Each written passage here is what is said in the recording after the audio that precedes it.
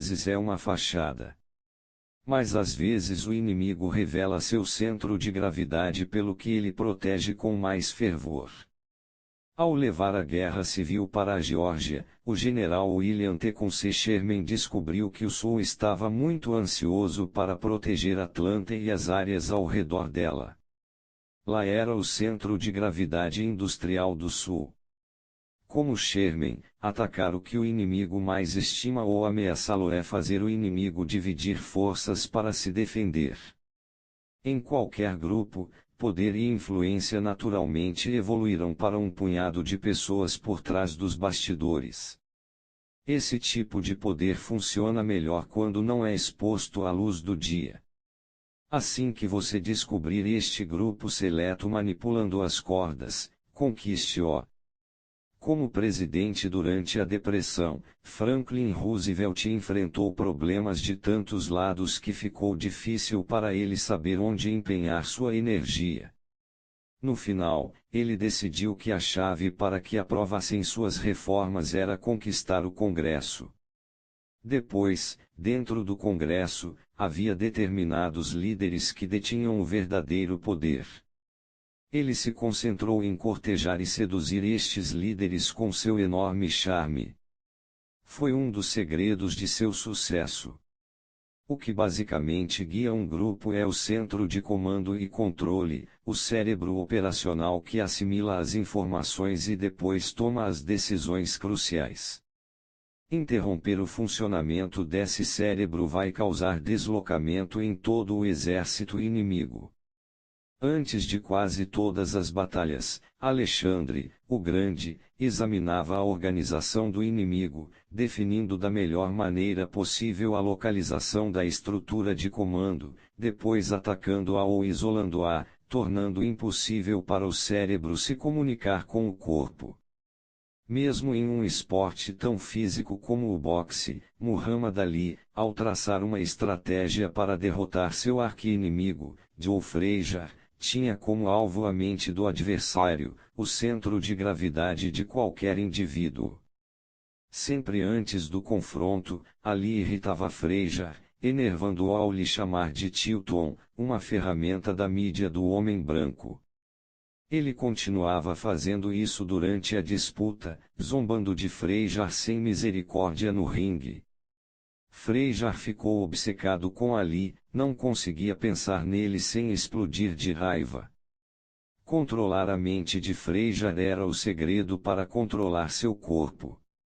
Em qualquer interação com outras pessoas, você precisa aprender a se concentrar em seus pontos fortes, na origem do poder que elas têm, seja lá o que for que lhes dê seu mais crucial apoio. Esse conhecimento lhe dará muitas opções de estratégia, muitos ângulos de onde atacar, sutilmente ou não, minando as forças dos adversários em vez de atingi-los diretamente.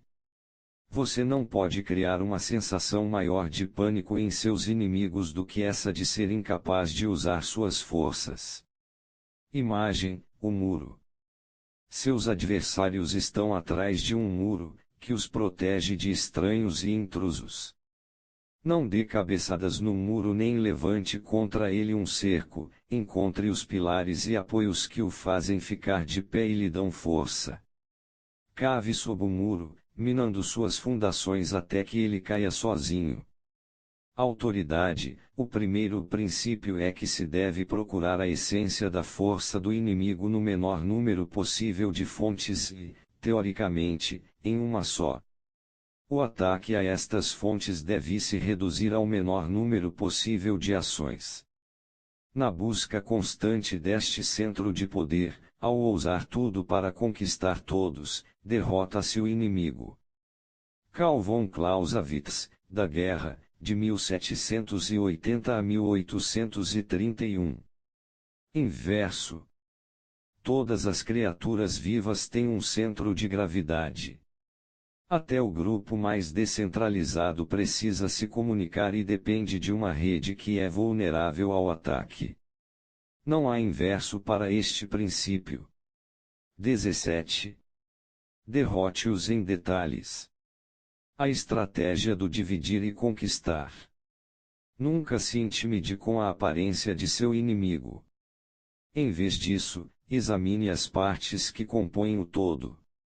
Ao separá-las, semeando divergência e divisão, você pode enfraquecer e derrubar até o inimigo mais formidável. Ao armar seu ataque, trabalhe na mente deles para criar conflito interno. Procure os elos e as articulações, aquilo que conecta as pessoas em um grupo ou um grupo ao outro. Divisão significa fragilidade, e as articulações são a parte mais fraca de qualquer estrutura. Ao enfrentar aborrecimentos ou inimigos, divida um grande problema em partes pequenas, eminentemente derrotáveis. A posição central. Um dia, no início de agosto de 490 a.C., os cidadãos de Atenas receberam a notícia de que uma enorme frota persa acabara de aportar a cerca de 38 quilômetros ao norte, ao longo das planícies costeiras de Maratona. Um clima de juízo final espalhou-se rapidamente. Todos os atenienses sabiam das intenções dos persas capturar a cidade deles, destruir sua jovem democracia e recolocar um ex-tirano, Hipias, no trono, e vender muitos de seus cidadãos como escravos. Cerca de 8 anos antes, Atenas tinha enviado navios para apoiar as cidades gregas da Ásia Menor em uma rebelião contra o rei Dario, governante do Império Persa. Os atenienses voltaram para casa depois de algumas batalhas, viram logo que este negócio não ia dar em nada, mas tinham participado do incêndio que destruirá a cidade de Sardas, um ultraje imperdoável, e Dario queria vingança. A situação em que os atenienses se encontravam parecia desesperadora. O exército persa era enorme, cerca de 80.000 homens, transportados por centenas de navios, e uma excelente cavalaria e os melhores arqueiros do mundo. Os atenienses, por sua vez, tinham apenas infantaria, uns 10.000 homens. Eles tinham enviado um corredor a Esparta requisitando reforços com urgência, mas os espartanos estavam comemorando seu festival da lua e era tabu combater nessa época. Enviariam tropas assim que fosse possível, em uma semana, mas aí, provavelmente, seria tarde demais. Enquanto isso, um grupo de simpatizantes persas em Atenas, a maioria de famílias ricas, desprezava a democracia, esperava a volta de Hipias e estava fazendo o possível para semear a dissensão e trair a cidade internamente. Não só os atenienses teriam de combater os persas sozinhos, como estavam divididos em facções entre eles mesmos. Os líderes da Atenas Democrática reunirão-se para discutir as alternativas, e todas pareciam ruins. A maioria argumentava a favor de se concentrar em forças atenienses do lado de fora da cidade em um cordão defensivo. Ali eles poderiam esperar para combater os persas em um terreno que conheciam bem. O exército persa, entretanto, era grande o bastante para cercar a cidade tanto por terra como por mar, sufocando-a com um bloqueio. Então um líder, Miltíades, fez uma proposta diferente: marchar logo com todo o exército ateniense até Maratona, para um lugar onde a estrada para Atenas atravessava uma estreita passagem ao longo da costa. Isso deixaria a própria Atenas desprotegida. Na tentativa de bloquear o avanço persa por terra, ela estaria exposta a um ataque por mar.